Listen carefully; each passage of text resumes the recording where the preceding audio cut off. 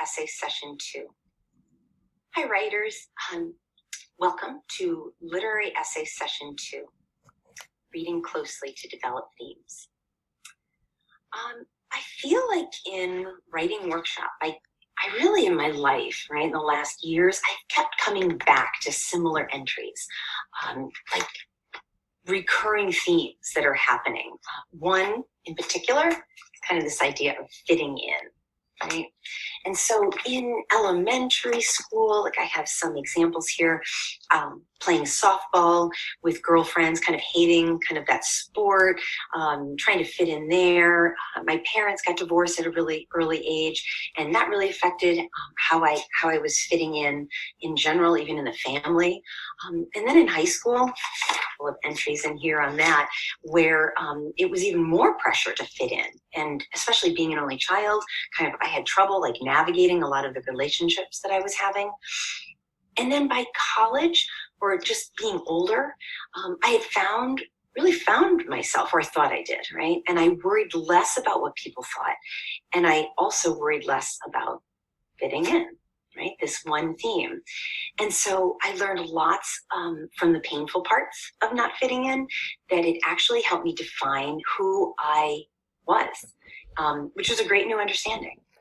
But see, there was a pattern, right? This recurring theme, it kept evolving in my life. So the same thing can be true about the themes that you're discovering and unpacking in your stories. They show up like in lots of scenes, and sometimes you really need to look closely, because you might notice that that specific theme is actually changing. And what you first thought about it actually isn't what you're lastly going to think about. So today what I wanted to teach you was that literary essayists, they dig deep into the texts that they're writing about, and they read critical scenes closely, and they look for like the nuance and the detail, and then they use writing to unpack it, reading closely to see how the theme might actually evolve. So previously, right, we studied how to collect ideas about themes in a text, and we thought about naming the central problem or issue in the story that has to do with the character. We reflected on parts that pertain to that problem, and then we thought to ourselves, what is the story really teaching us about the problem or the issue? And then we did some long writing about it. Right now, we also want to go back to the text to look a little closer and look at where something else could be hiding in these scenes, right? Maybe the same theme, and maybe it's altered a little bit. We'll see. It helps to think about the themes where that issue would be present, right? So today we're going to go back to the text and reread closely to see how the theme works in a certain critical scene or scenes.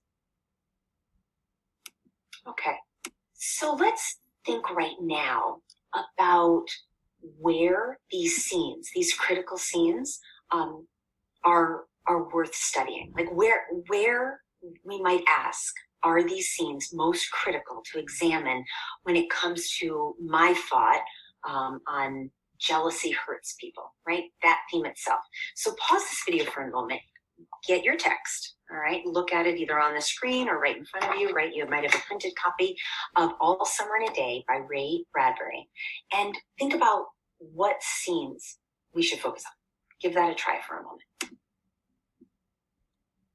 So I bet you had some of these parts in mind, like when Margot was remembering the sun, or especially when she's interacting with the kids. We could go back to a scene like that when she's put in the closet. Okay, so this idea right here about jealousy hurting people, the idea, I mean, it's okay. It's my first try. But let's see if my idea or ideas can evolve when I look more closely at some of these scenes, where my thinking could maybe start to grow and get really interesting.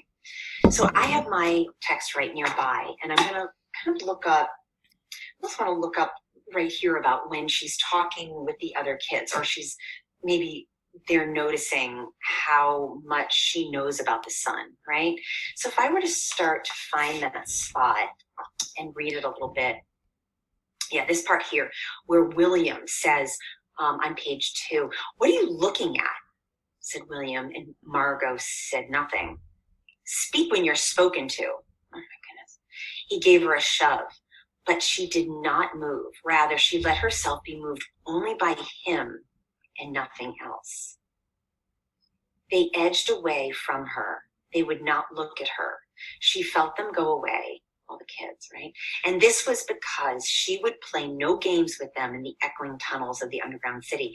And if they tagged her and ran, she stood blinking after them and did not follow. And when the class sang songs about happiness and life and games, her lips barely moved. Only when they sang about the sun and the summer did her lips move as she watched the drenched windows. And then, of course, the biggest crime of all was that she had come here only 5 years ago from Earth, and she remembered the sun and the way the sun was and the sky was when she was 4 in Ohio.